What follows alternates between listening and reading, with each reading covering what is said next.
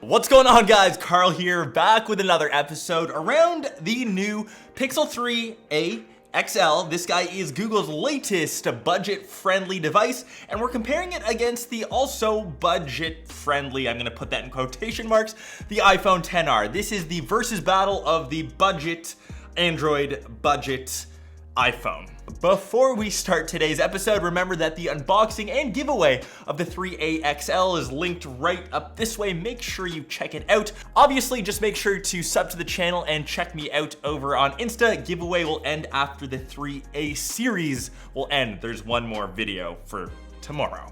To the budget devices, and I kind of gave that in quotations. Let's talk first about the newcomer, the 3a XL. This guy starts at around 500 bucks, depending on what country you live in. This is of course the larger, you still have the smaller 3a. The iPhone XR, and I've got this guy in coral, obviously a ton of different colorways, and when Apple says budget friendly, that's still usually very expensive for most other brands. This guy comes in at 750 bucks, and that's for 64 gigs. So that's still $200 more than the 3a. Pick your poison when it comes to budget savings. Switching back to the 3a XL now, let's first talk about the thing that you see the most, which is the display. 6 inches OLED panel, 2160 by 1080. It's got a pixel density of just over 400, whereas the iPhone XR Liquid Retina, also 6 inches LED panel, but a weird resolution, 1792 by 828. Pixel density of around 326, if I got my specs right. Both aren't anything to cry about. You won't really be wowed by them, especially when you compare them to their flagship counterparts. Of course, the iPhone XS say Max, and I was gonna say the Pixel 3 XL, but that isn't too wowish either. Maybe when you compare that to the S10 Plus, the new Huawei P30 Pro, these seem very muted and not as vibrant, and you're expecting that for a budget device. But when you really look at both devices side by side, the XR in terms of display design, I think this one looks a bit better. It does have the same notch as say the XS, XS Max. I know that the bezels are slightly chunkier, the display doesn't go fully to the edge, but when you look at the 3a, this is really what I'm wondering now in 2019. Google, I think you got to get it together here. You still have the very large bezels, especially the large chin at the bottom. We no longer have that front-facing speaker, which means this should not be here. Let's kind of flip that around to the design of the backs, and this is where you really notice a difference.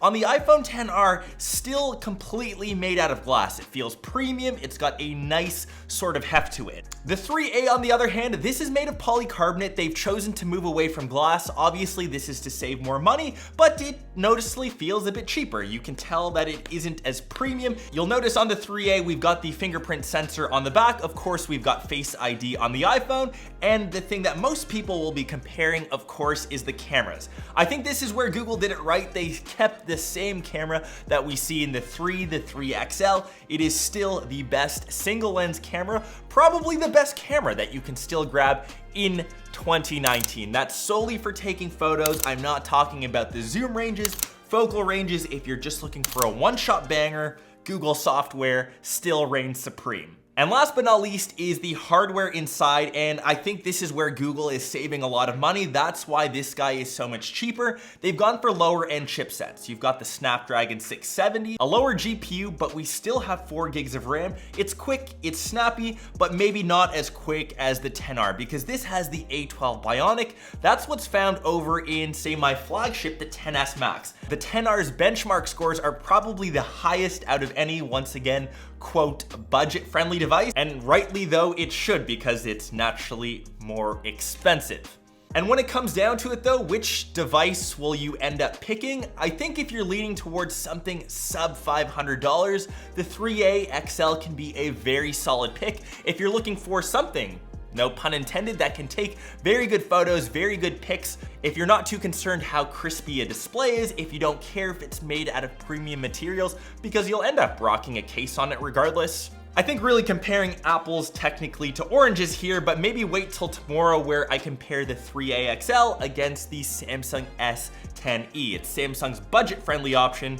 Stay tuned. for tomorrow's video. Anyways, hope you guys enjoyed this comparison of budget-friendly devices. Curious what you guys have to say down below in the comments. Remember, you can win the 3A XL. Maybe though, if there's enough love for the iPhone XR, I can make that happen. Just let me know and we'll catch the rest of you in one of my next ones or in one of my vlogs.